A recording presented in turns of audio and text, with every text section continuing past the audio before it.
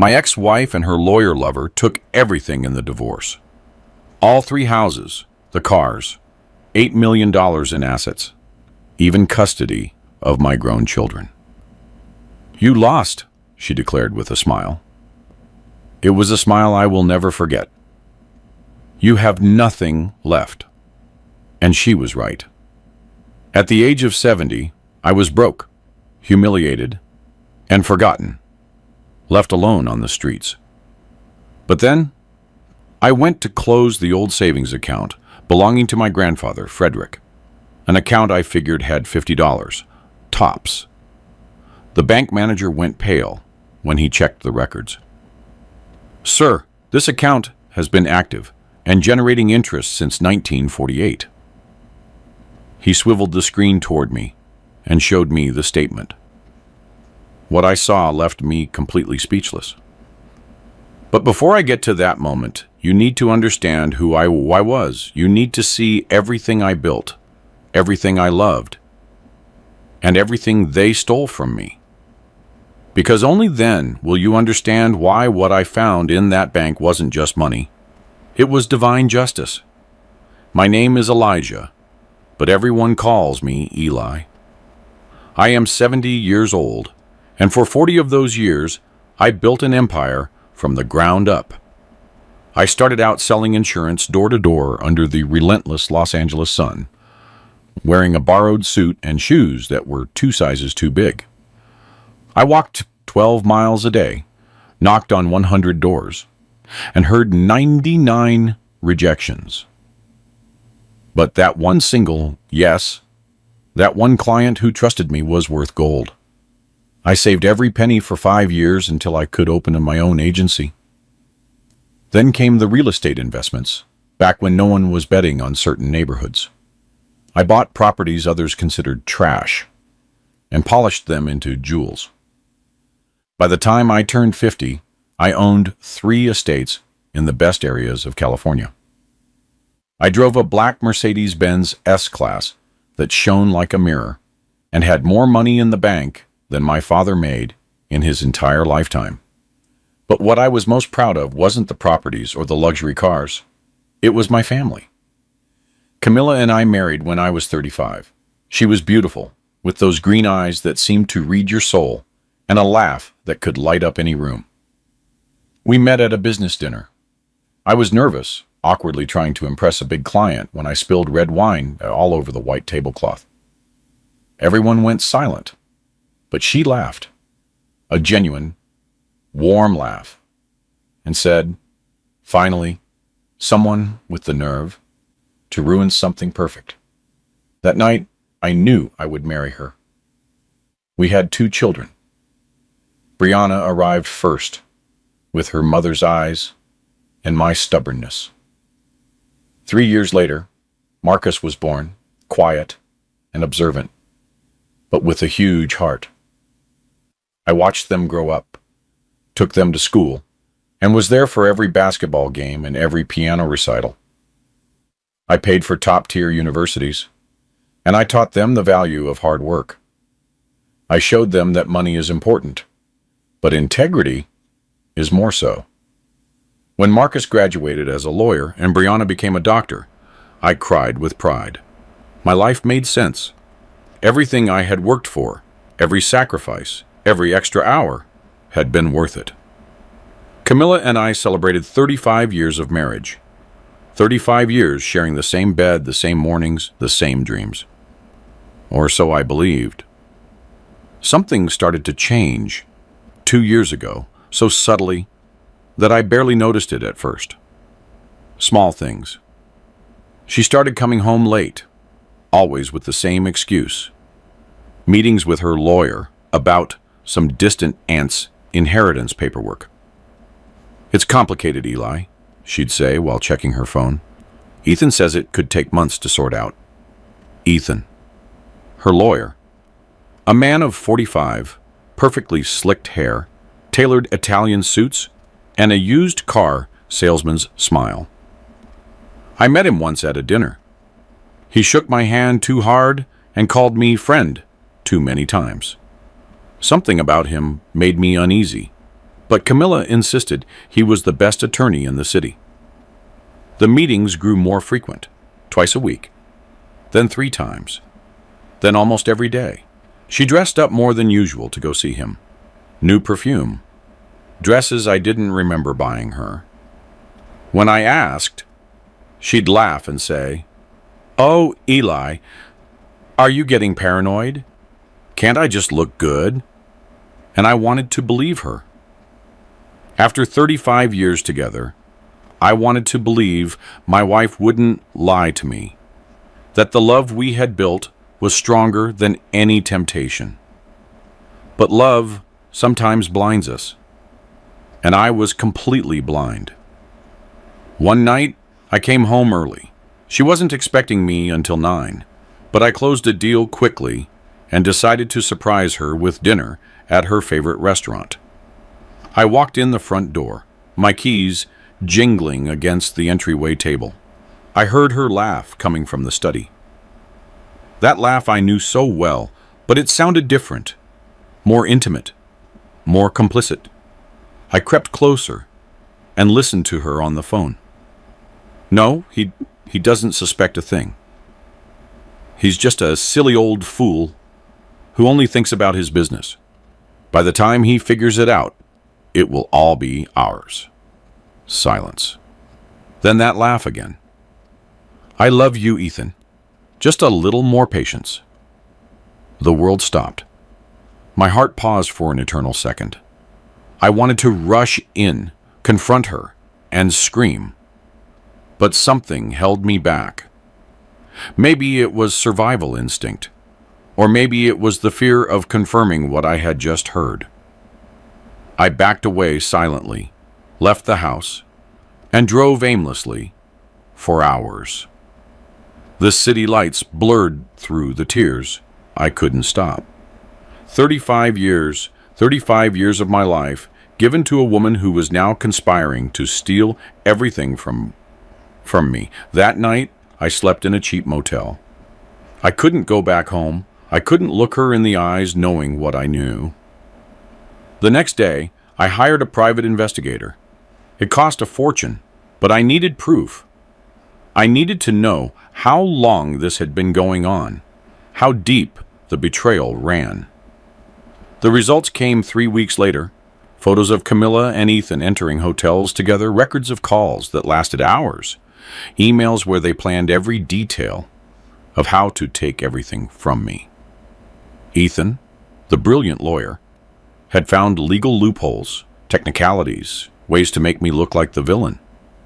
And Camilla, my wife, the mother of my children, helped him with every intimate detail of our finances, our properties, and my life. I confronted Camilla one Monday morning. I placed the photos on the breakfast table while she sipped her coffee. She went pale for a second, just 1 second. Then she smiled. That cold smile I'd never seen before. "So what are you going to do, Eli? Divorce me? Go ahead. Ethan already has everything prepared." And she was right, because what I didn't know was that the trap was already set. The most brilliant lawyer in the city, against a 70-year-old man who trusted in justice. I didn't stand a chance. The divorce proceedings began 3 days after that conversation. Camilla moved out of the main house that same afternoon, taking only 1 suitcase, as if she were the victim in all this.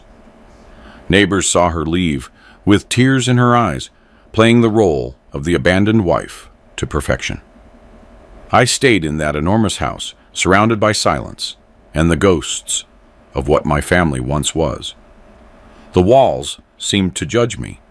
Every photo of our happy years became a cruel mockery. But the worst part wasn't losing her. The worst part was what came next. Ethan moved like a shark that smells blood in the water. The divorce petition reached my hands a week later, and when I opened it, I couldn't believe what I was reading. Camilla accused me of emotional abuse, financial control, and manipulating her for decades. She claimed I forced her to sign documents without reading them, constantly threatened her, and that she lived terrified in her own home. Every word was a perfectly constructed lie, every accusation designed to destroy me. And the worst part, they had witnesses. People I thought were my friends, business associates, even the housekeeper who had worked in my home for 15 years. All of them testified in her favor. All of them lying with a conviction that chilled me to the bone. I hired the best lawyer I could find, an older man with 50 years of experience who assured me that the truth always comes out. "Don't worry, Mr. Hawthorne," he said, patting me on the shoulder. "We have evidence of your good character, your honest work. No judge is going to believe a woman who is clearly lying." But what my lawyer didn't understand was that Ethan wasn't playing fair. He knew every twist and turn of the legal system, every judge, every clerk in every courthouse. He knew exactly what buttons to press and when to press them. On the day of the first hearing, I arrived early in a crisp, tailored suit, with the hope that justice would be on my side. I saw Camilla enter on Ethan's arm, dressed in black, wearing dark glasses, as if she were in mourning. She looked frail, broken, perfectly vulnerable. I, on the other hand, looked exactly what she wanted me to look like: a rich, powerful, intimidating man, the type of man who could abuse his wife without anyone suspecting. The judge was a woman in her 50s, with a severe gaze and an impenetrable expression. She listened to Camilla's case first. Ethan spoke for 40 minutes, painting me as a monster. He described supposed nights of terror, screaming, and threats. He talked about how I controlled every dime Camilla spent, isolated her from her family, and made her feel insignificant. When it was my turn to speak, my lawyer presented our evidence: photographs of happy family vacations, testimony from neighbors who never heard a single shout, and bank records showing Camilla had full access to our accounts. But every time we presented something, Ethan had a response. "The photographs are staged, Your Honor. My client was smiling in public because she was afraid of the consequences. The neighbors never heard anything because the abuse was psychological, not physical. And yes, she had access to the money, but only under the constant supervision of her husband. Everything he said sounded convincing, professional, and rehearsed. And I could see in the judge's eyes that she was starting to believe him." The hearing ended without a resolution. The judge said she needed time to review all the evidence and would schedule a new date. I left that courthouse feeling the floor move beneath my feet. My lawyer tried to calm me down, saying these things take time, that we had to be patient. But I knew something was wrong. I could feel it in my bones. That night, I couldn't sleep. I stayed awake, staring at the ceiling, wondering how I had arrived at this point, when my perfect life had turned into this nightmare. The following weeks were a bureaucratic hell. More hearings, more lies, more paid witnesses who claimed to have seen me behave aggressively. Ethan brought in a psychologist who diagnosed Camilla with post-traumatic stress disorder caused by years of abuse. He brought in falsified medical records showing doctor visits for anxiety and depression. Every piece of evidence was a masterpiece of legal manipulation. And all I could do was watch as my reputation, built over 40 years of honest work, crumbled in a matter of weeks. But what truly destroyed me was when Ethan filed his demand for the assets. He didn't just want half of everything. He wanted Camilla to keep all 3 houses, because, according to him, I had bought them with the intention of controlling her. He wanted the cars because Camilla needed safe transportation after the trauma I had caused her. and he wanted full access to the bank accounts because I had supposedly hidden money. $8 million in assets that we had accumulated together over 35 years of marriage. And he was asking that everything, absolutely everything, go to her. My lawyer said it was ridiculous, that no judge would grant that. But he was wrong, because Ethan had an ace up his sleeve that none of us saw coming.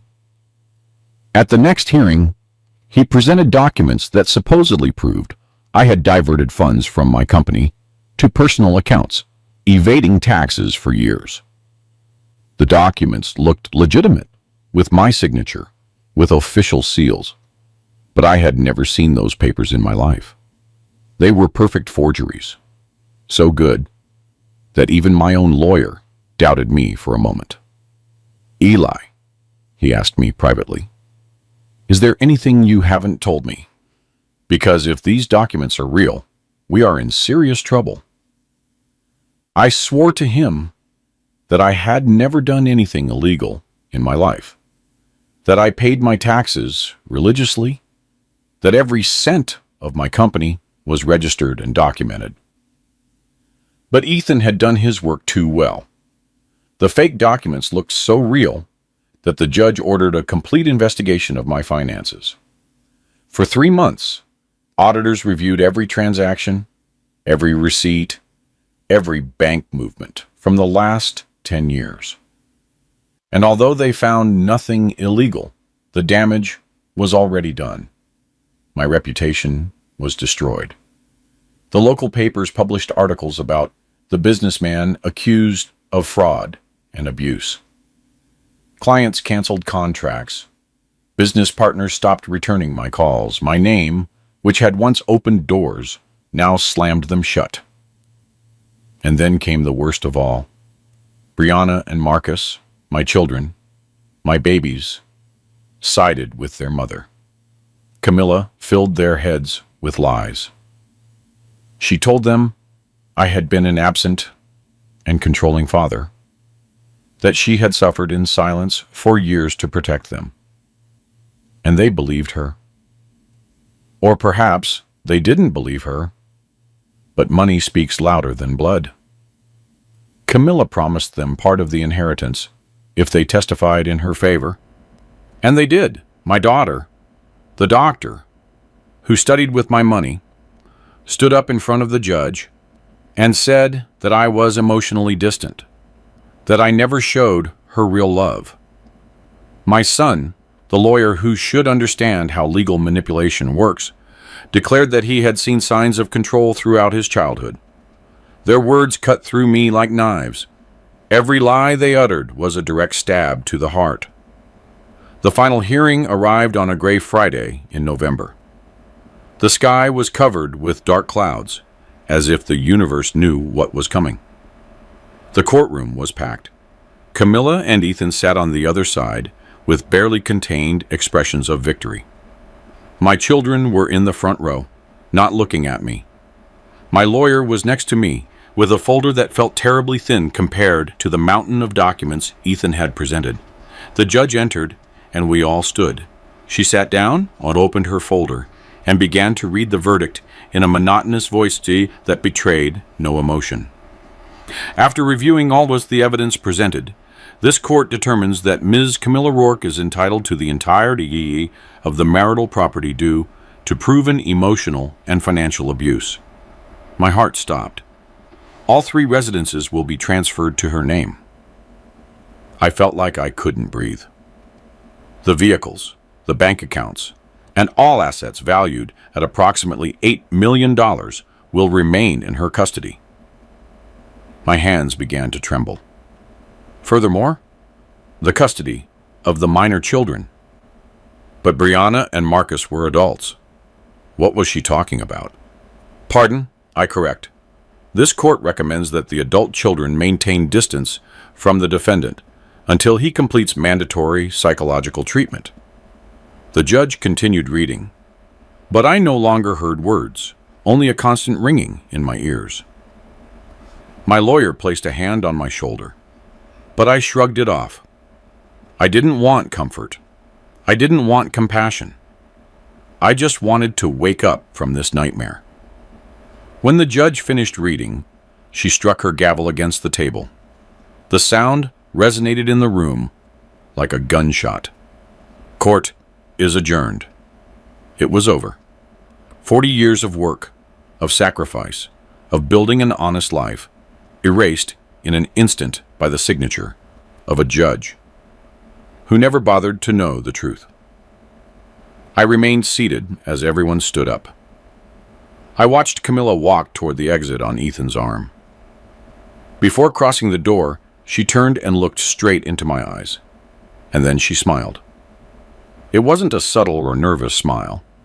It was a wide, triumphant smile, full of pure venom. Ethan whispered something in her ear, and she laughed. That laugh sliced through the silence of the room like a knife. And in that moment, I knew this had never been about love or pain. It had been about money from the beginning. I was just a bank that she had been emptying for years, waiting for the perfect moment to close the account permanently. My children followed them out without looking at me. Brianna walked quickly, head down, as if she were ashamed, but not enough to stop. Marcus gave me a quick glance, something that might have been guilt, or perhaps just discomfort. But neither of them approached. Neither of them said a word. The room emptied in minutes, and I remained there, nailed to that hard wooden chair, unable to move. My lawyer finally spoke. Eli, I'm so sorry. We can appeal? I raised a hand to stop him. There was nothing left to do. Ethan had won, Camilla had won, and I had lost absolutely everything. I left the courthouse like a ghost. The sun was shining outside. People walked down the streets, laughing and talking, completely oblivious to the fact that my world had just collapsed. I sat on a park bench in front of the building and simply breathed. I inhaled, exhaled. I tried to process what had just happened, but my brain refused to accept it. How was it possible that in a single day, I lost 3 houses, all my savings, my cars, and even the respect of my own children? How was it possible that 35 years of marriage ended with a woman stealing everything from me while the legal system applauded her? The following days were a haze of lawyers, papers, and humiliation. I had to vacate the main house in less than a week. Camilla wanted to move in immediately with Ethan, turning my home into their love nest. I packed my belongings into cardboard boxes that smelled of dampness. 40 years of life reduced to 12 boxes. Clothes, a few books, photographs I didn't want to look at but couldn't throw away. The rest, the furniture, the artwork, the memories, all stayed. Everything was hers now. The day I left, I didn't look back. I couldn't. If I had turned to see that house one last time, I think I would have collapsed right there on the driveway. I moved to a tiny apartment in the cheap side of town, a one-bedroom place with thin walls where I could hear the neighbors arguing every night. The bathroom had mold in the corners, and the kitchen was so small that barely one person could fit. But it was the only thing I could afford, because it turns out that when you lose $8 million in a divorce, you also lose access to credit, to loans, to any kind of financial help. Banks looked at me as a risk. We're sorry, Mr.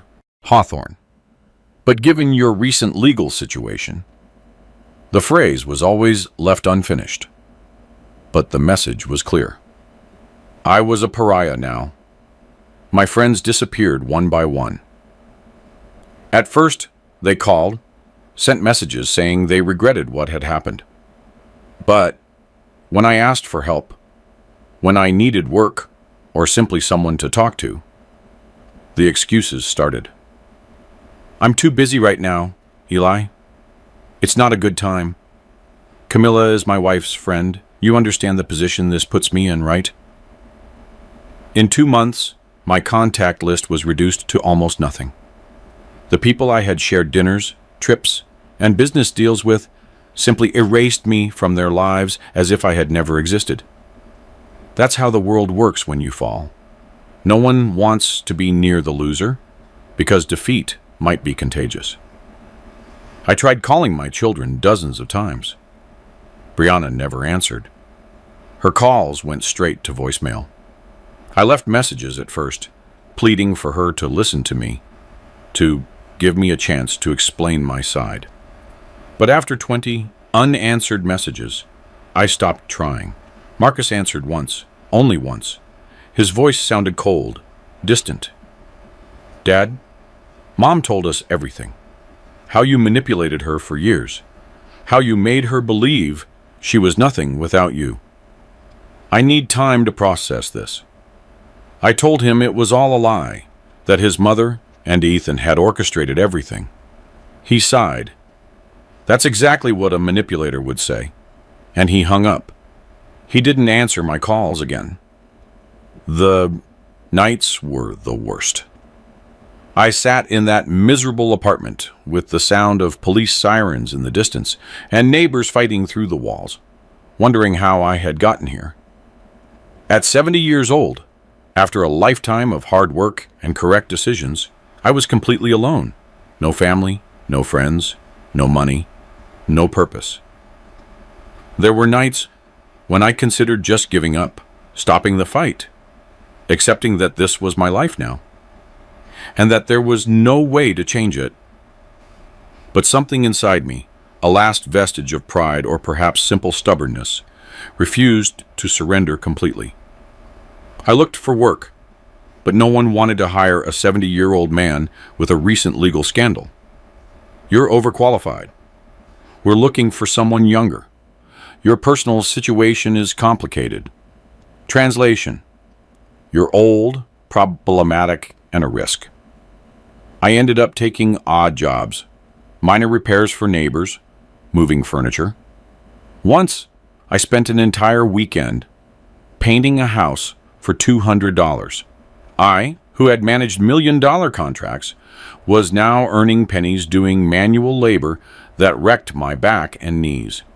But I needed to eat. I needed to pay the rent for that hole I called home. One day, 3 months after the divorce, I was walking downtown when I saw Camilla and Ethan. They were leaving an expensive restaurant, the kind of place where we used to celebrate anniversaries. She wore a red dress I had never seen before. Jewelry glittered in the sun. Ethan held her by the waist, possessive, proud. They looked happy, radiant, living the perfect life with my money, in my houses, driving my cars. I hid behind a pole so they wouldn't see me, not out of fear, but because I couldn't bear the thought of them seeing me like this, destroyed, broken, defeated. That night, I hit rock bottom.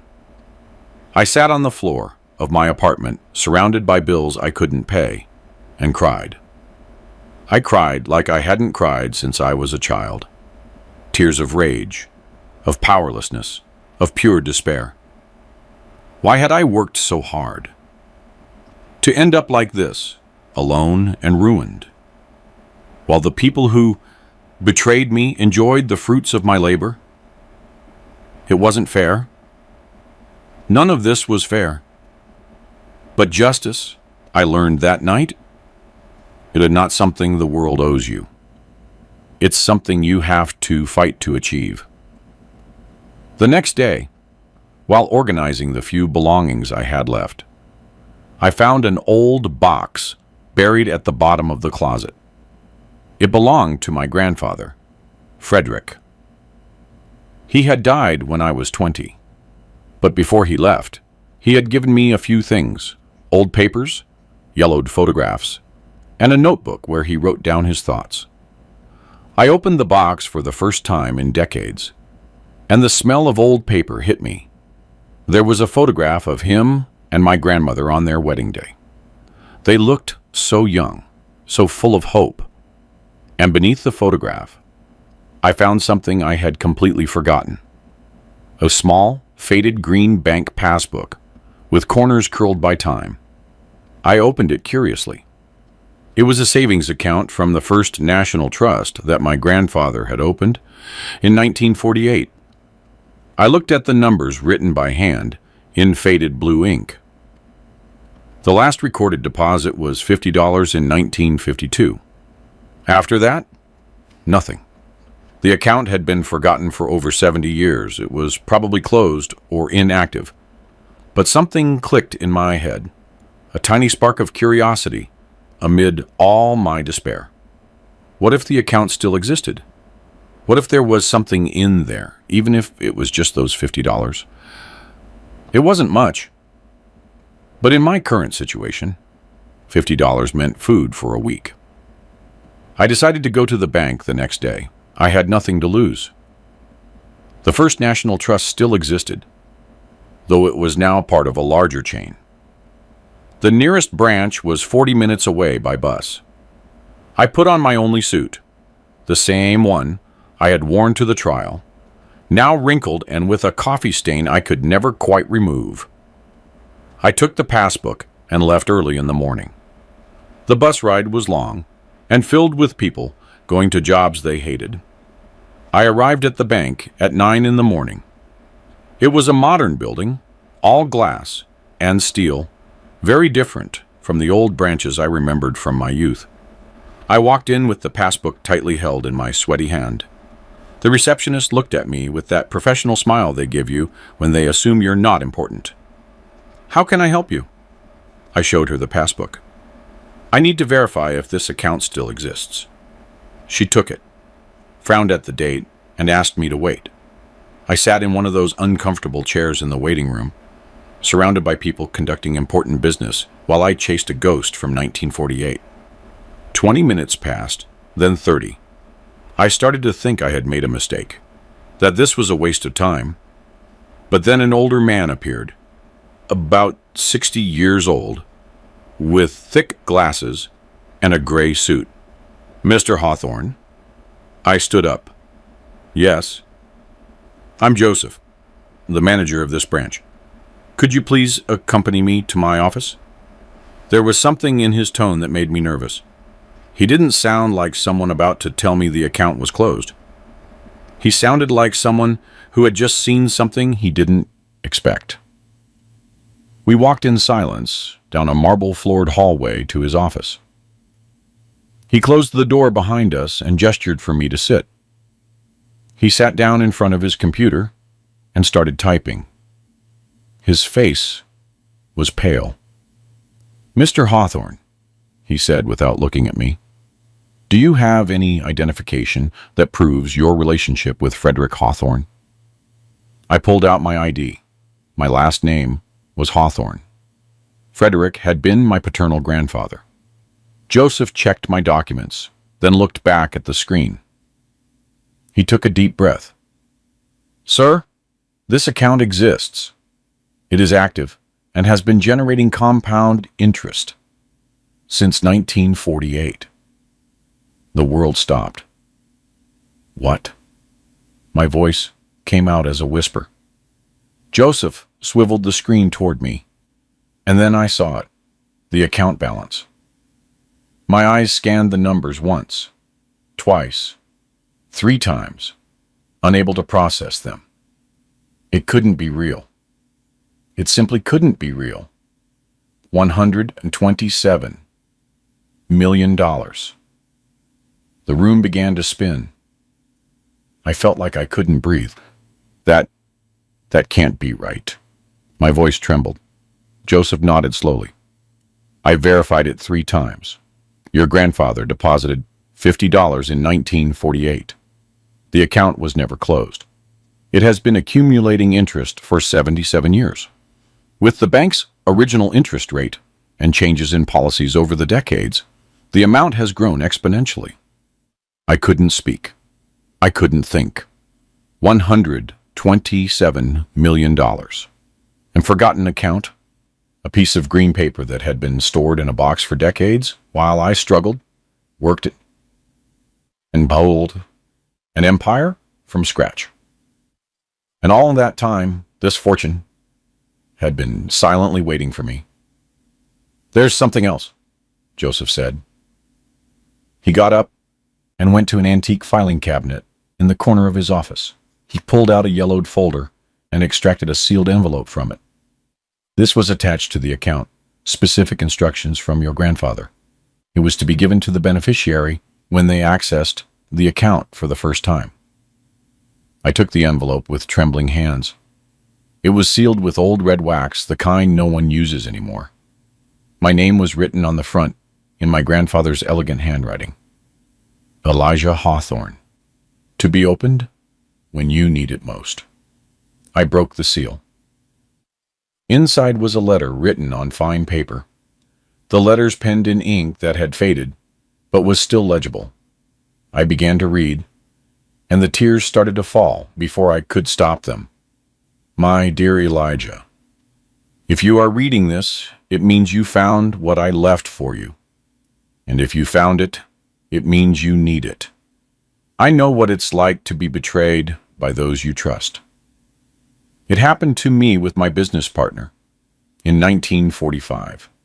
He took everything, my business, my savings. He even tried to take your grandmother.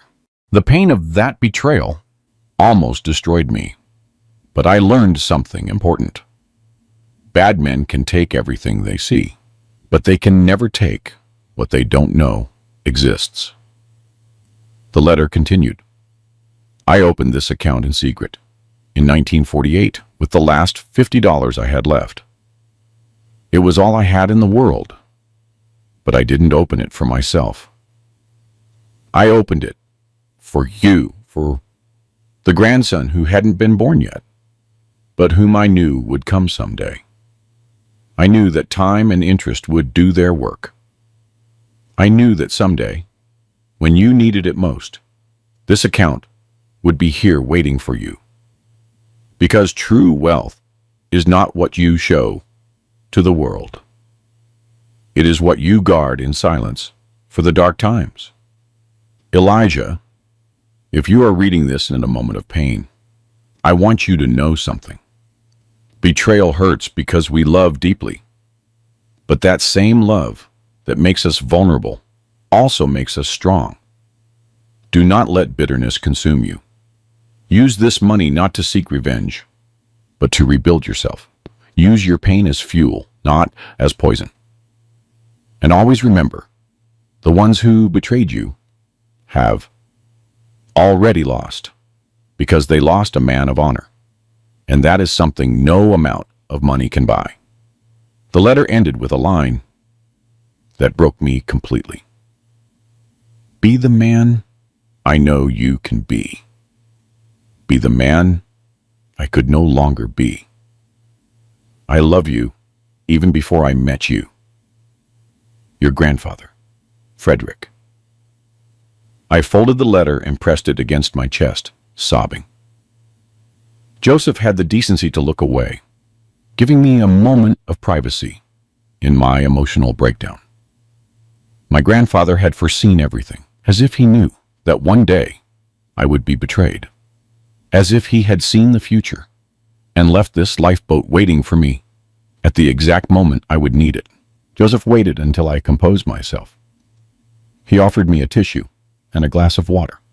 "Mr. Hawthorne, we'll need to process some documents to transfer the funds to an active account in your name. For an amount of this size, the process may take a few days. I would also recommend hiring a financial advisor and probably an attorney to handle the legal aspects." An attorney. The word made me smile bitterly. I had had enough of attorneys. But Joseph was right. I needed to protect this. I needed to ensure that no one, especially Camilla and Ethan, could touch this money. "Is there any way to keep this confidential?" I asked. Joseph nodded. "Absolutely. Banking privacy laws are very strict. No one will know about this account unless you reveal it." and I would strongly advise you not to do so until you have all the necessary legal protection. It was exactly what I needed to hear, because in that moment, holding my grandfather's letter and looking at the bank statement that would change my life, I understood something fundamental. This wasn't just a second chance. It was an opportunity to serve justice the right way. I left the bank 3 hours later with a folder full of documents and a secret that weighed more than any fortune. $127 million. The figure swirled in my head like a whirlwind. I walked the streets aimlessly, trying to process what had just happened. People passed by me, completely unaware that the old man in the wrinkled suit walking among them had just become a multimillionaire. I was surreal. Just 24 hours earlier, I was figuring out how to pay the next month's rent. Now, I had more money than I could spend in several lifetimes. But something in me had changed. I didn't feel euphoria. I didn't feel the urge to celebrate or to spend. I felt something much deeper and darker. I felt clarity.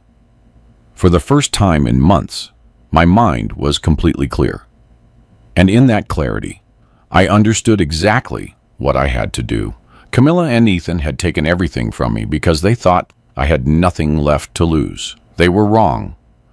And now, I was going to show them just how expensive it is to underestimate a man who has hit rock bottom and found gold instead of darkness. The first thing I did was move, not to an ostentatious mansion or a luxury penthouse. That would have drawn attention. I moved to a modest but respectable apartment in a quiet neighborhood. 2 bedrooms, clean, with good natural light. Nothing that screamed money. I bought simple furniture, normal clothes, and kept my old car. Because the most important lesson I learned from my grandfather was this: true wealth is invisible. And I needed to be invisible while I prepared my next move. I hired an attorney, but not just any attorney. I researched for weeks until I found the best specialist in legal fraud and professional malpractice in the state, a man named Robert Bob Kingsley. With an impeccable reputation and a 92% success rate in cases against corrupt lawyers. He was expensive, charging $500 an hour, but now I could afford him. We met in his office, a sober place with walls full of degrees and awards. I told him my entire story, every detail of the divorce, every lie, every falsified document. Robert listened in silence, taking occasional notes. When I finished, he leaned back in his chair and looked at me with a serious expression. "Mr. Hawthorne, what you're describing to me is a clear case of legal malpractice and possible fraud. If we can prove that the attorney, Ethan Vance, falsified documents and manipulated the judicial process, not only could we reverse the divorce, but he would face criminal charges." I nodded. "That's exactly what I want. But I need this to be done quietly. No one can know I have resources until the time is right." Robert smiled for the first time. "I understand perfectly. And coincidentally, I have a few contacts who could help us." Over the next few weeks, Robert set in motion a silent but relentless machine. He hired a top-level private investigator, someone who knew how to get information without leaving a trace. The investigator started following Ethan, reviewing his past cases and talking to former clients. And what he found was better than I had expected, much better. It turned out I wasn't Ethan's only victim. Over the last 10 years, he had manipulated at least 7 other divorce cases using similar tactics: falsified documents, paid witnesses, and fabricated evidence. He always got away with it because his victims ended up so financially and emotionally destroyed that they had no resources to fight back. But we had resources, and more importantly, we had patience. The investigator compiled testimonies from those other victims. Some agreed to speak when they learned that someone was finally coming after Ethan. Others were afraid, but with time and the guarantee of legal protection, they began to open up. We also found something interesting about Camilla. It turned out that she and Ethan had been planning this for more than 3 years. Emails, text messages, call records, everything meticulously saved on servers they thought no one would check. The investigator was good at his job, very good. He gained illegal access to records that showed suspicious money transfers, secret meetings, and even photographs of them together dating back long before I suspected anything. The evidence was overwhelming, but Robert advised me to wait. We have to build an airtight case. If we move too fast, Ethan could destroy evidence or flee. We need every piece in place before we strike. So I waited. And while I waited, I did something else. I began to rebuild my relationship with my children, but not in the obvious way. I didn't call them begging for forgiveness or trying to buy their affection. Instead, I hired a different investigator to find out what was happening in their lives. I discovered that Brianna was having trouble at work. A superior was harassing her, and she didn't know how to handle it without risking her career. Marcus had invested in a business that was failing and had debts he couldn't pay. Camilla, of course, wasn't helping them. She was too busy spending my money with Ethan. So I did something they would never expect. I helped my children anonymously. Through legal intermediaries, I made sure that Brianna's superior was investigated and eventually fired. It wasn't difficult. The man had a history of harassment that the company had ignored. He just needed someone to bring it to light. For Marcus, it was more complicated. His business needed a significant capital investment to survive. So I created a shell company and offered him exactly that. He never knew that the silent investor who saved his business was his own father. The investigator kept me informed of their reactions. Brianna was relieved and confused by her sudden good luck. Marcus was grateful, but suspicious of why anyone would invest in his small company. But neither of them connected the dots back to me. 6 months passed. 6 months of living in the shadows, building my case piece by piece, helping my children, without their knowledge. And during that time, I watched Camilla and Ethan enjoy their victory. They moved into my largest house, the one with the ocean view. They hosted lavish parties, traveled to Europe, and posted photos on social media showing their perfect life. And every photo, every fake smile, every display of stolen wealth only strengthened my resolve. Robert finally called me to his office. "We're ready," he said with a smile that let me know the news was good. He spread a thick folder across his desk. "We have enough evidence to prosecute Ethan for fraud, falsification of documents, and legal malpractice in 8 different cases, including yours. We also have proof that Camilla was an active accomplice in your specific case, which makes her vulnerable to criminal charges." I opened the folder. There were hundreds of pages.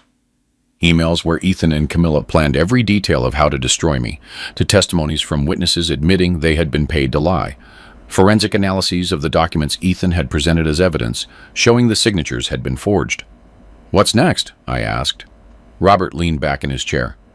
"We present all of this to the district attorney. With this amount of evidence, they will issue arrest warrants. Simultaneously, we file a motion to annul your divorce based on procedural fraud. The judge will have no choice but to grant a hearing, and when that happens, everything they took from you will be returned. The houses, the cars, the money, everything." I smiled for the first time in almost a year. I smiled with true satisfaction. "How long will it take?" Robert looked at his calendar. "If we move fast, we could have the arrest warrants in 2 weeks. The hearing to annul the divorce would take another month. "Let's do it," I said. And so, the end began. Robert presented all the evidence to the district attorney's office on a Monday morning. By Wednesday, the DA had reviewed the case and was horrified by the level of corruption. "This is one of the most severe malpractice cases I've ever seen," he told Robert. "We are going to proceed with criminal charges immediately." The arrest warrants were issued the following Friday, but Robert and I decided to wait for the perfect moment to execute them. Camilla and Ethan were planning a huge party that night, a celebration of their first official anniversary as a couple. They had invited 100 people, the city's elite. Everyone would be drinking expensive champagne, eating gourmet food, and celebrating their love while stomping on the ruins of my former life. The night of the party arrived with a clear sky and bright stars. I wasn't invited, obviously, but I had eyes everywhere. The investigator had placed discreet contacts among the catering staff. He sent me updates every hour. Camilla wore a white dress. Ironic, considering the circumstances. Ethan looked smug in an expensive tuxedo, smiling like the cat who ate the canary. The guests arrived in luxury cars, all oblivious to the fact that they were celebrating in a house built on lies and falsified documents. At 9 o'clock that night, when the party was at its peak, when the champagne glasses were flowing and the music filled the air, 3 unmarked black cars stopped in front of the entrance. Federal agents and local police officers got out. They carried the arrest warrants. The investigator called me at that moment. "They're going in now." I could hear the background music, the laughter, and then a sudden silence. "Ethan Vance is under arrest for fraud, falsification of documents, and conspiracy." The agent's voice sounded clear and professional. "Camilla Rourke is under arrest for complicity in fraud and conspiracy to commit procedural fraud." The investigator described the scene to me. Camilla had dropped her champagne glass. The crystal shattered against the marble floor with a sound that sliced the silence like a knife. Ethan tried to negotiate using his lawyer voice, trying to intimidate the officers with empty legal threats, but the orders were clear, and the evidence was irrefutable. They were handcuffed in front of 100 witnesses. Guests pulled out their phones, recording everything. By morning, the video would be all over social media. The public humiliation was total and perfect. "How is Camilla?" I asked. I needed to know. The investigator paused. "She's crying. She's asking for her children. She says this is a mistake, that someone is framing them." I closed my eyes. A small part of me, the part that had loved her for 35 years, felt something akin to pity. But it was a very small part. The rest of me only felt the cold satisfaction of justice served. "Thanks for the report," I said, and hung up. I sat in my modest apartment that night with a cup of hot tea in my hands and reflected on what had just happened. I didn't feel explosive triumph or overflowing joy. I felt peace, a deep peace that comes from knowing that the universe, though slow, eventually balances the scales.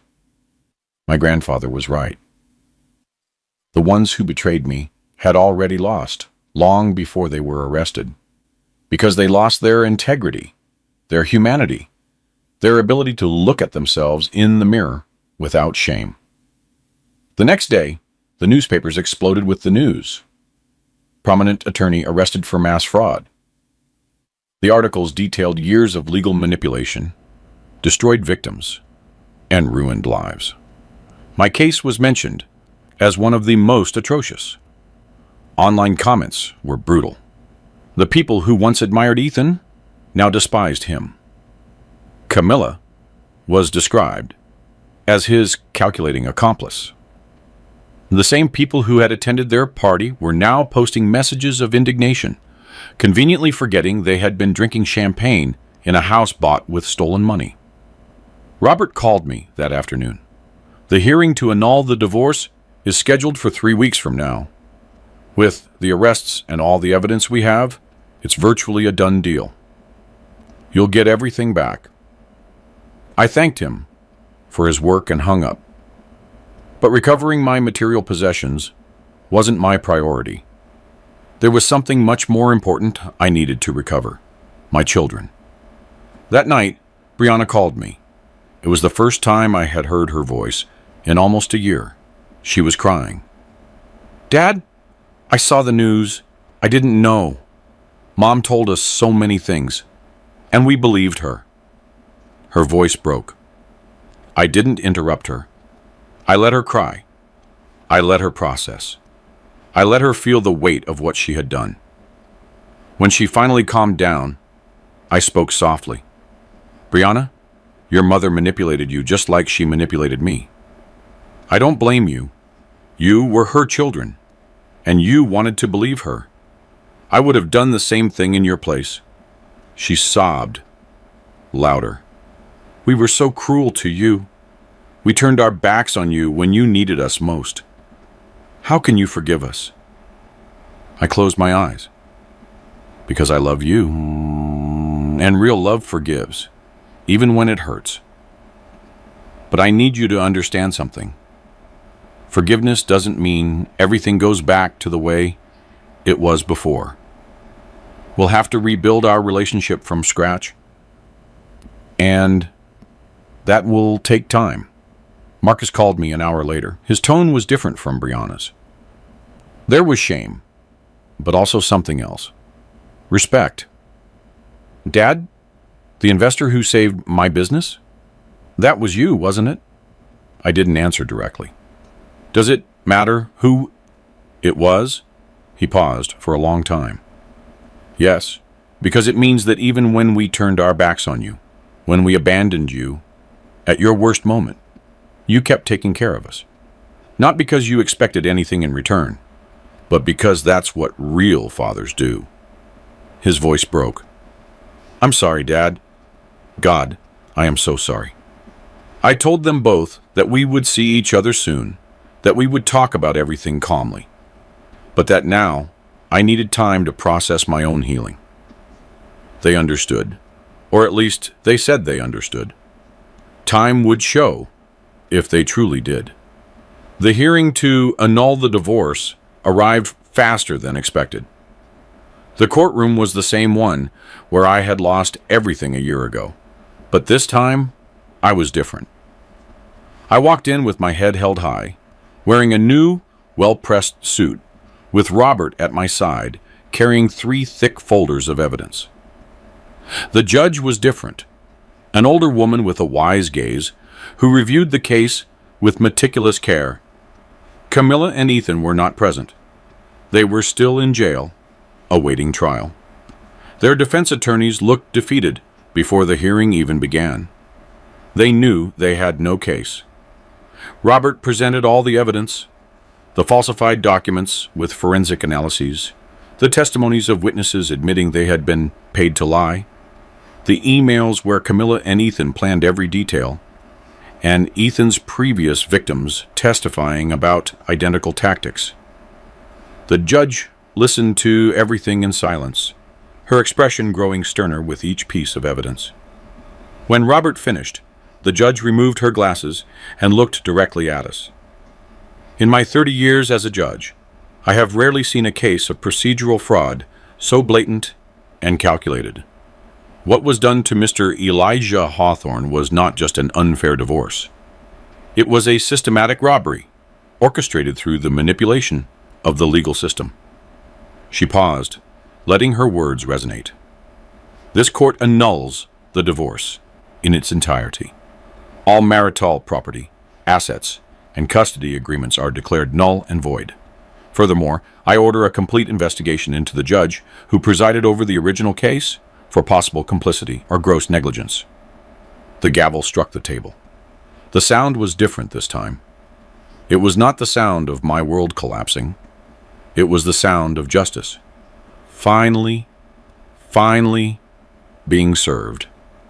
I walked out of that courthouse with my properties legally restored, my name cleared, and something more valuable than any material possession. I walked out with my dignity intact. Because I never succumbed to bitterness, I never sought violent revenge. I simply let the truth do its work. And the truth, as always, was more powerful than any lie. That night, I returned to my modest apartment. I could have moved back into one of my recovered houses immediately, but I decided to wait. I wanted to savor this moment. I wanted to remember what it felt like to be at the bottom before returning to the top, because that memory would keep me humble. It would remind me that fortune can change in an instant, and that the only thing that truly matters is who you are when no one is looking. The following days were a strange mixture of legal resolution and personal healing.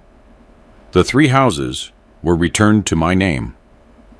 The wars, though Camilla and Ethan had used them for a year, were still registered under my property thanks to legal technicalities Robert handled brilliantly. The bank accounts were more complicated because they had spent millions, but the court ordered the return of everything that remained, plus compensation for damages. It wasn't that I needed that money. I still had the $127 million from my grandfather's account, untouched, waiting silently. I decided not to reveal that account. Not yet, perhaps never, because I had learned the most valuable lesson of my life. Visible money makes you a target. Invisible money makes you invincible. I moved it back into my main house, the one with the ocean view, but something had changed in me. The rooms that once filled me with pride now felt empty. The expensive furniture, the artwork, the marble floors, everything seemed superficial. I had lived in a 1-bedroom apartment and had been just as happy. Perhaps happier, because in that apartment there were no ghosts of past betrayals. I hired a deep cleaning company, not just to clean physically, but symbolically. I wanted to erase every trace of Camilla and Ethan from that space. I donated the furniture they had used. I repainted the walls, changed the locks, obviously, but I also changed the energy of the place. When they were finished, the house felt new, like a blank canvas awaiting a second chance. Brianna and Marcus came to visit me on a Saturday afternoon. It was awkward at first. We sat in the living room, the same place where we used to have family dinners, and the silence weighed like a rock between us. Brianna spoke first. "Dad, I don't even know where to begin to apologize." I raised a hand to stop her. "Start by being honest with me and yourselves. Why did you believe me capable of what your mother said?" Marcus looked at the floor. "Because it was easier to believe her than to face the possibility that she had lied to us our whole lives. If Mom could lie about you, it meant she could lie to us about anything, and that was terrifying." His honesty surprised me. "And also," Brianna continued, her voice trembling, "because money was involved. Mom promised us part of the inheritance if we supported her, and we accepted." The silence that followed was dense. I appreciated their honesty, but it hurt to hear it. My own children had sold me out for money. "And now?" I asked. "Now that you know the truth, how do you feel?" Brianna started to cry. "I feel dirty, like I betrayed everything you taught me about integrity. You paid for my college, my medical residency. You supported me every step of the way, and I turned my back on you for a check I didn't even need." Marcus nodded. "Me too. And the worst part is that you kept helping us even when we abandoned you. The investigator confirmed it for me. It was you who saved Brianna's business with that superior. It was you who invested in my company." I looked at both of them. My imperfect children, selfish in their moment, but finally able to face their mistake. "I forgive you I said simply. But forgiveness doesn't mean everything goes back to the way it was before. We will have to rebuild trust, and that will take time, maybe years. Are you willing to do that work? They both nodded, and tears in their eyes. Whatever it takes, Marcus said. However long it takes, Brianna added. And so, the slow process of family healing began. It wasn't easy or fast. There were difficult conversations, awkward silences, and moments where the pain of the past resurfaced like an unexpected wave. But gradually, week after week, we began to find a new rhythm. Meanwhile, the criminal case against Camilla and Ethan moved forward. The DA had built a solid case, with the 8 previous victims testifying. The media covered every detail of the trial. Ethan tried to negotiate a guilty plea in exchange for a reduced sentence, but the DA rejected the offer. They wanted a full trial, a public example of what happens when lawyers corrupt the system. The trial lasted 3 weeks. I attended every day of testimony, not for revenge, but for closure. I needed to see it through, to see justice work as it should have from the beginning. Camilla looked different at the trial. No expensive makeup, no designer dresses, just the orange prison uniform that crushed any pretense of glamour. She looked at me once from the defendant's stand. Our eyes met, and I saw something I hadn't expected. Real regret. Not the performative kind that people show to reduce their sentence, but something deeper. The realization that she had destroyed 35 years of shared life for greed and lust. I looked away, not because I hated her, but because I no longer felt anything for her. And that indifference was more definitive than any hate. Ethan, on the other hand, never showed remorse. Even when witnesses described how he had ruined their lives, he remained impassive, arrogant, convinced that his intelligence would save him from the consequences. But cunning intelligence is just a sharp tool in dangerous hands. And the legal system, though slow, eventually cuts those who try to manipulate it. The verdict arrived on a rainy Friday.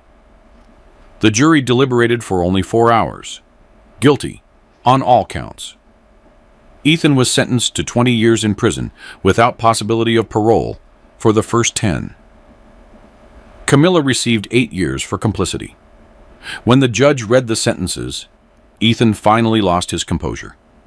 He shouted that it was unfair, that he had contacts, that this wasn't over.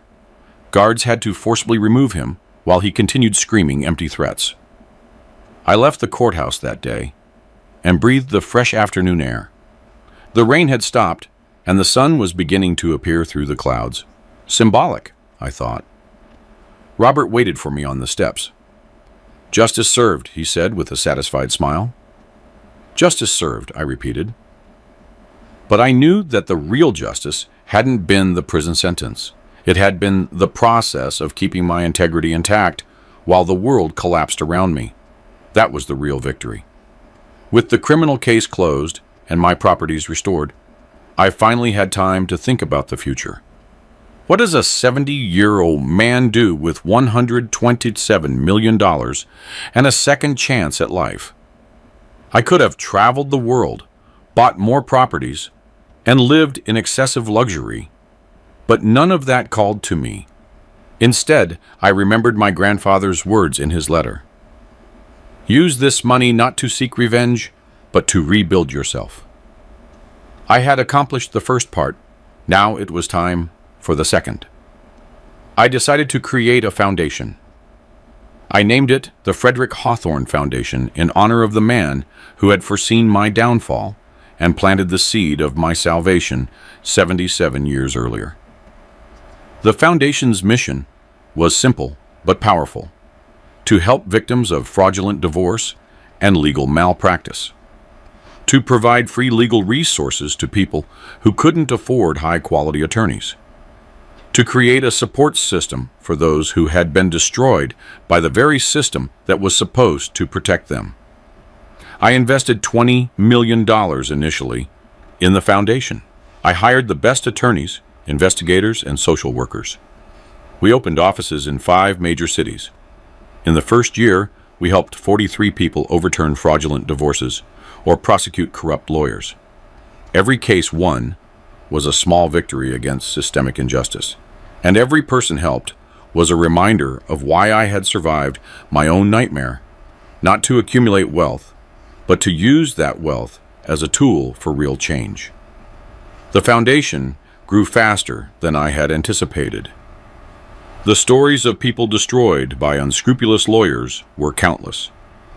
Every week, dozens of requests for help arrived.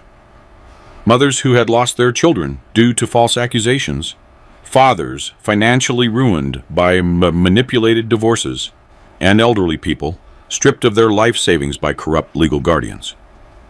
Each story was a mirror of my own experience, and each one reinforced my commitment to this mission. I hired Robert as the foundation's legal director. He accepted enthusiastically, saying that in 30 years of his career, he had never had the opportunity to do so much good with such financial backing. Most victims of legal fraud lose not just for lack of evidence, but for lack of resources to fight, he explained, while we reviewed cases in his new office. With the foundation, we are leveling the playing field. We are giving ordinary people the same weapons the rich have always had: access to real justice. One of the first cases the foundation handled was that of a woman named Gloria. She was 62, and her story was chilling in its similarity to mine. Her husband had conspired with a female lawyer to take everything from her in the divorce. They had taken her house, her savings, even her small flower shop that she had operated for 20 years.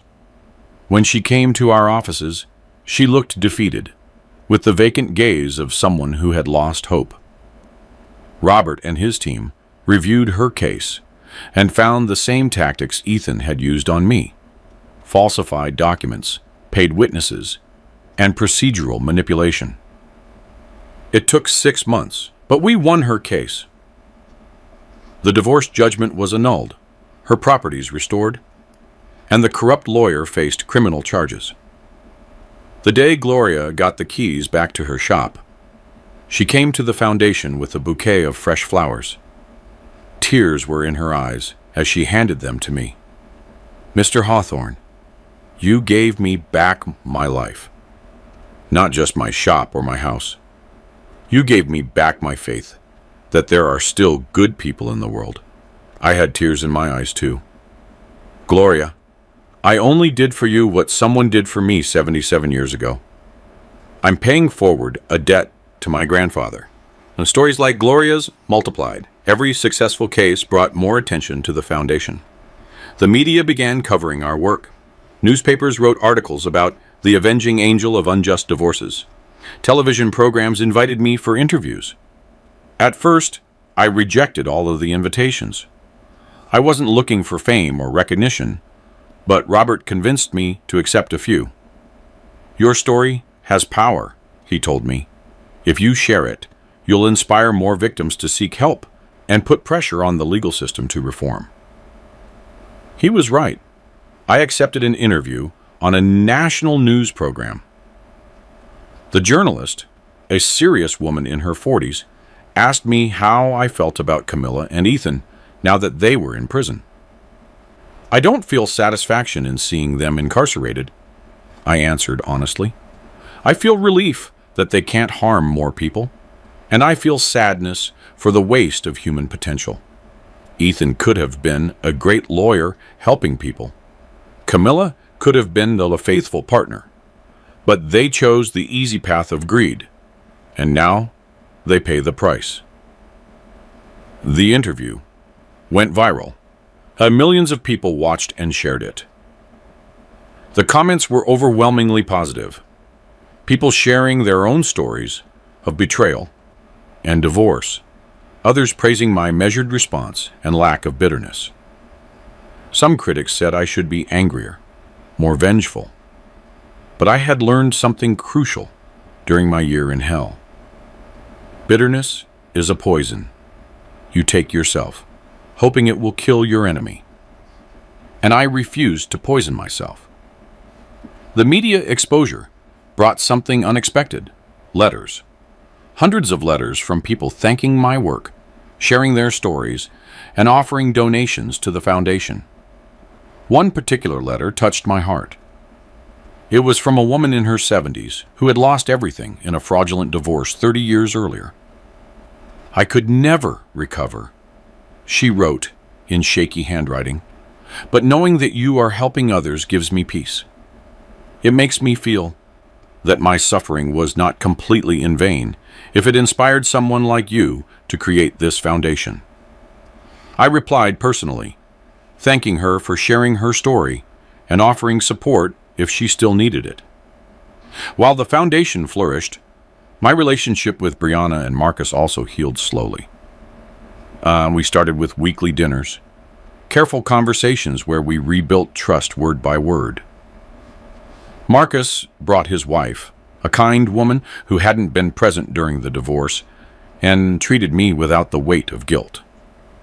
Brianna eventually introduced me to her boyfriend, a school teacher, who reminded me of myself when I was young, hardworking, honest, and unpretentious. One Sunday, after a particularly pleasant dinner, Brianna asked me a question she had been avoiding. "Dad, how did you survive that year? When you lost everything, when you were alone in that horrible apartment, what kept you going?" I thought carefully before answering. Honestly, there were days when I didn't want to go on. Days when the pain was so great, I just wanted to give up. But then I remembered something my grandfather told me when I was a boy. He told me that the strongest trees grow in the fiercest winds, that adversity doesn't destroy you if you don't let it. It refines you. Marcus listened intently. "But you didn't know about Grandpa's account then, did you? You kept going without knowing there was salvation waiting for you." I nodded. Exactly. And that's the most important lesson. You can't live waiting for miracles. You have to keep walking, even in the deepest darkness, trusting that you'll eventually find light. Sometimes that light comes from unexpected places, but you only find it if you keep walking. Brianna had tears in her eyes. "We failed you when you needed us most, and yet you forgave us." "How?" "Because forgiveness is not a gift for you," I explained. "It's a gift for me. Bitterness would have destroyed me more effectively than anything Camilla or Ethan did. Forgiving them freed me. It allowed me to move forward without carrying that weight." The silence that followed was comfortable, contemplative. We were healing, not completely, perhaps never completely, but enough. Enough to be a family again. Different from the one we were before, but perhaps stronger, precisely because we had been broken and rebuilt. The foundation completed its first year of operation. We organized a gala to celebrate and raise more funds. 150 people attended, including several of the people we had helped. Gloria was there with her husband, reconciled after he discovered she had been a victim of legal manipulation. A young man who had regained custody of his children after we proved his ex-wife had falsified evidence of abuse. An elderly couple who had recovered their retirement home from a corrupt guardian. When it was my turn to speak, I stood in front of the microphone and looked at the audience. Every face represented a story of pain transformed into hope. 2 years ago, I began, I was sitting in a miserable apartment, convinced that my life was over. I had lost my family, my fortune, and my reputation. The only thing I had left was my integrity. And I held on to it like a shipwrecked man clings to a piece of wood in the middle of the ocean. I paused, letting the words resonate. But it turns out that integrity is the only thing you truly need. Because integrity attracts help. It attracts opportunities, it attracts justice, and eventually, it attracts peace. This foundation exists because my grandfather, Frederick, had the wisdom to plant a seed 77 years ago. A seed that grew in silence, waiting for the exact moment it would be needed most. Now, we are planting seeds.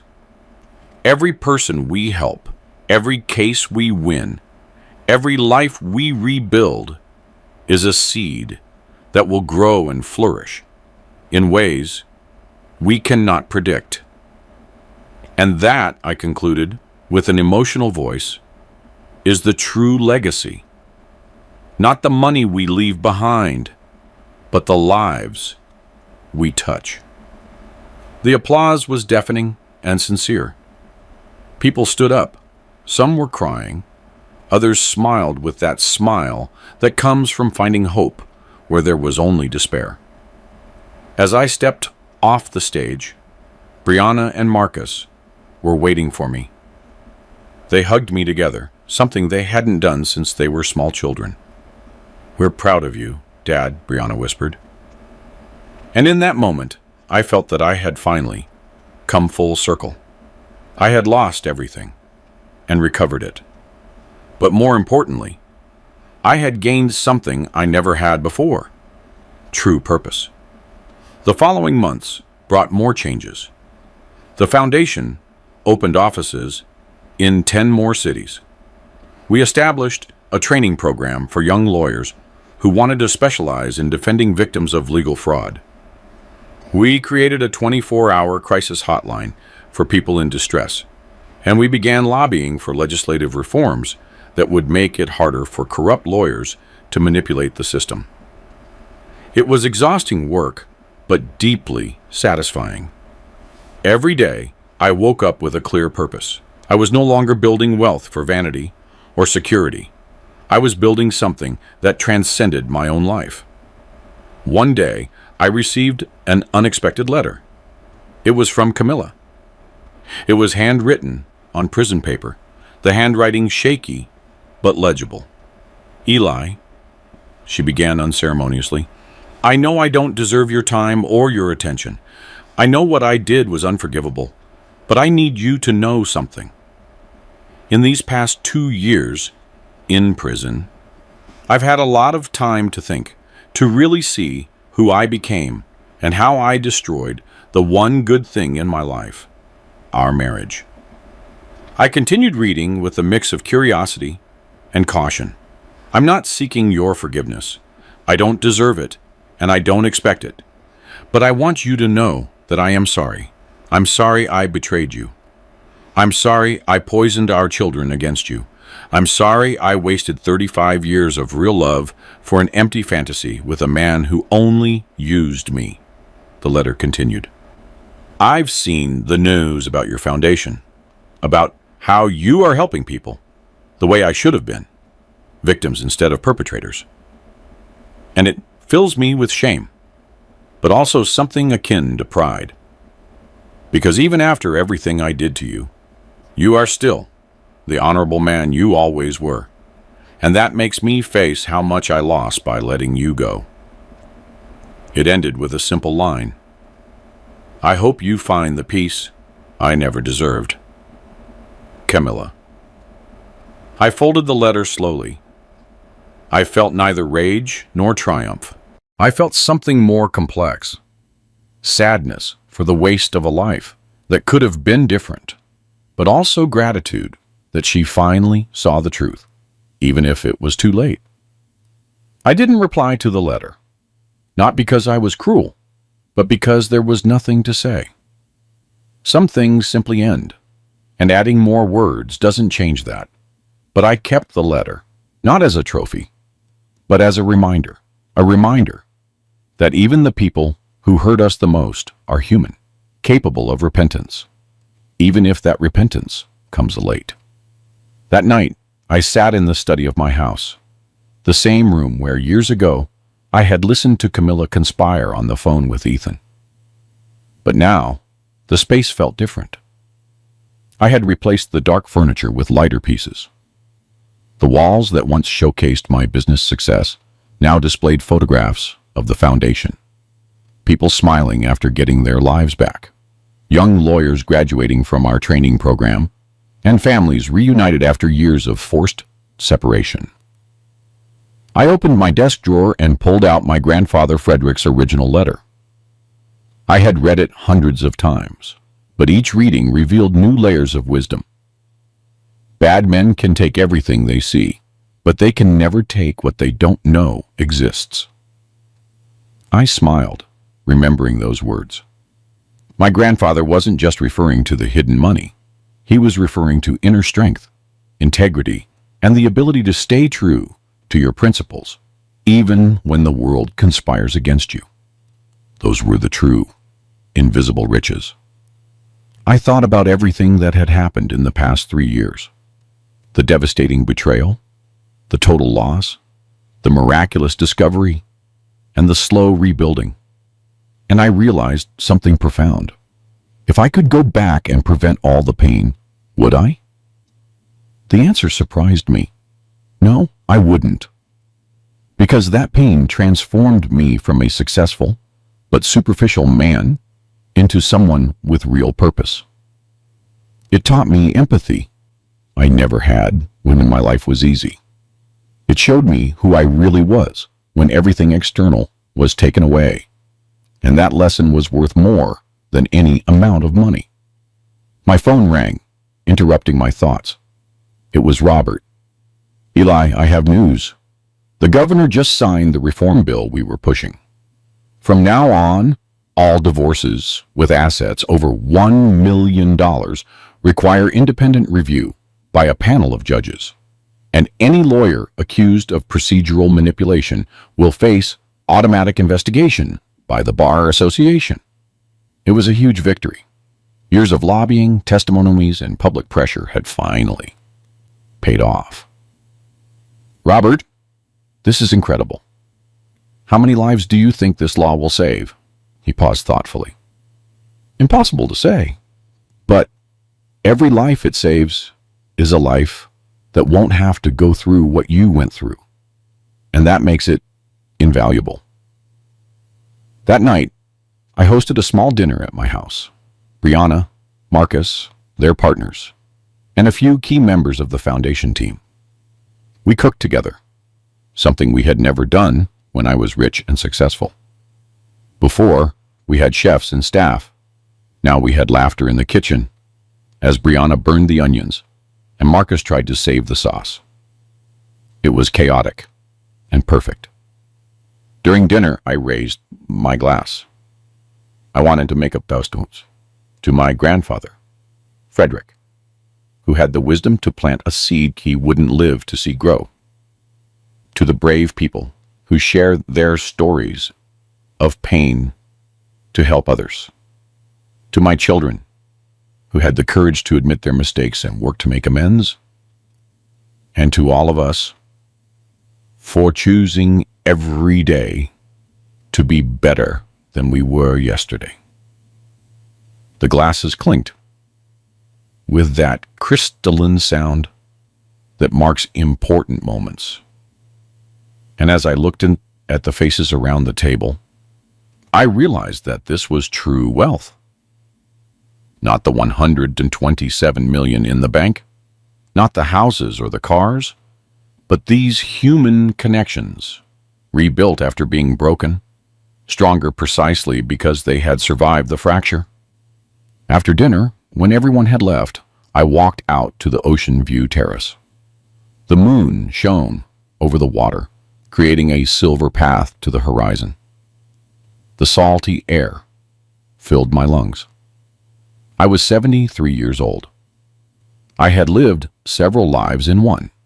Successful entrepreneur, betrayed husband, ruined man, miraculous heir, philanthropist, and forgiving father. And through it all, I had learned the most important lesson. Time is the greatest ally of the unjustly wronged. Not because it guarantees revenge, but because it guarantees perspective. Time shows you that the people who betrayed you betrayed themselves first. that they lost much more than they took from you. That the real victory is not in watching them fall, but in remaining standing without becoming what they are. I recalled the last words of my grandfather's letter. Be the man I know you can be. And I smiled because I finally understood what it meant. It didn't mean being perfect. It meant being whole. It meant getting up every time you fall. It meant forgiving when it's hardest. It meant using your pain as fuel to help others, instead of as poison to destroy yourself. The ocean continued its eternal rhythm. Waves rolling in and receding, rolling in and receding. Constant, patient, unstoppable. Like justice when it finally arrives. Like love when it's real. Like hope when you refuse to let go. I went inside the house, closed the door behind me, and went to sleep with a clear conscience. Because today, like every day since I found that forgotten account from 1948, I understood something fundamental. My grandfather didn't leave me money. He left me a lesson about patience, about faith, and about believing that even in the darkest moments, there are seeds planted long ago, waiting for the perfect moment to blossom. And those seeds, when they finally grow, don't just save you. They save everyone you touch afterward. That is the true miracle. Not the hidden fortune, but the ability to transform your worst nightmare into your life's greatest purpose. Did you like my story? And which city are you listening from? Let's meet in the comments. If you liked the story, you can support me by sending a super thanks so I can keep bringing more stories like this. Thank you so much for your sweet support. I'm looking forward to your comments on the story. On the screen, you can see 2 new life stories that I highly recommend. There's so much more on my channel. Don't forget to subscribe. See you in the next life story with love and respect.